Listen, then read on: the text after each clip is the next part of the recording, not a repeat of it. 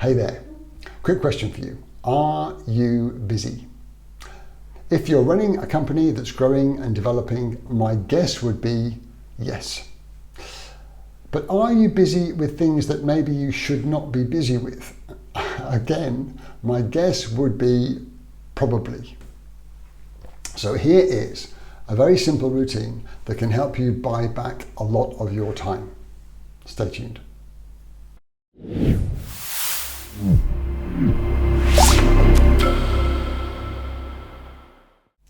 Hey there, Ian here, and it's a pleasure to be able to be with you. I hope this is catching you happy, healthy, and strong. Yeah, running a company is a busy business, but we're often drawn into issues and problems when people are requesting our help and input.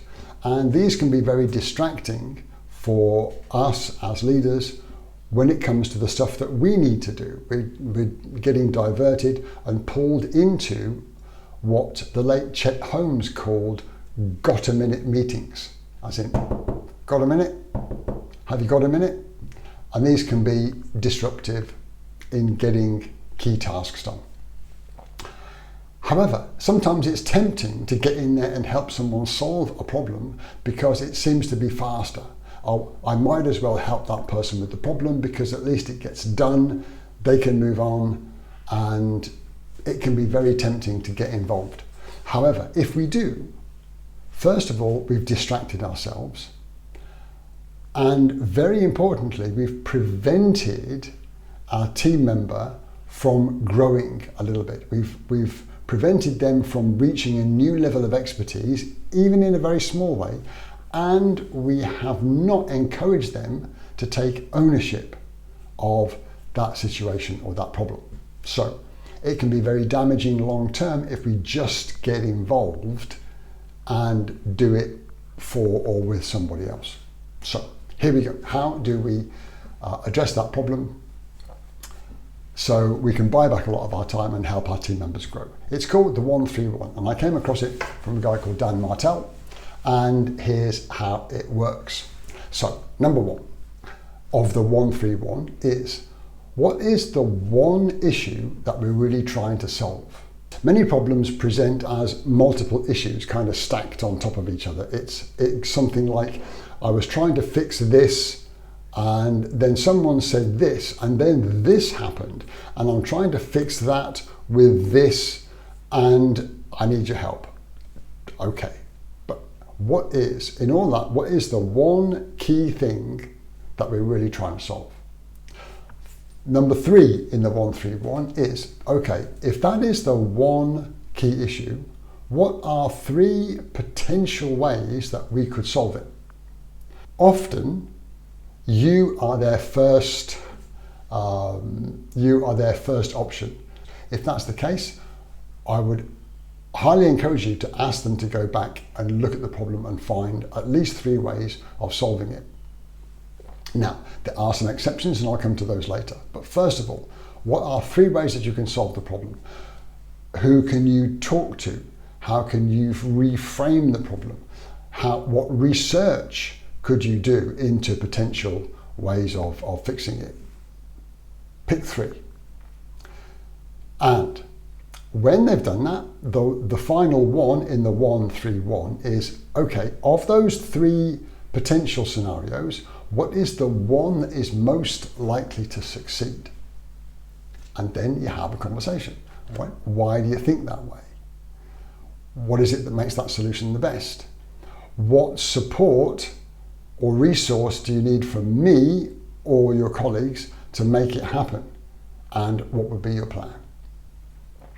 So when we do that, we've relieved ourselves of the burden of fixing it for them, and we've actually helped our team members grow a little bit in their skill and their sense of ownership. Give it a try. And if I'm any judge, those problems will start and decrease, and you'll be interrupted less, and your teammates will get stronger and better. Now, I mentioned some exceptions before. The exceptions to this routine would be if somebody is brand new to a role or a position, and they've had some training and onboarding and some orientation, but this is the first time they have seen this problem. So in some cases, if it is so new, they might need some help and guidance. Maybe you can't train for every single scenario, but there might be an exceptional case where they do need some help. If they have been trained, and please train. As Chet Holmes also said, train or pain. So please make sure that people are properly trained. However, if there is a gap and the training has not addressed that particular area of the job, flag it as a training need and get to it as soon as possible. Lastly, how do you know that it's working? How can you keep that progress going? And that is, keep some simple metrics. If you find you're being interrupted quite frequently, log your time. Log the problem, and this can be done very easily on a bit of paper or a whiteboard or a simple spreadsheet. Just make a simple log of your time. The problem, as in, was it 3 problems today or 1 problem? So the problem incidence frequency, the nature of the problem, and the time you had to spend engaging with your team members. And if you're doing these sorts of 1-3-1 approaches, you should see, and if I'm any judge, you will see that graph decreasing. The problem incidence will go down and the time you spend will decrease, and you've got more time for yourself doing what you really need to be doing.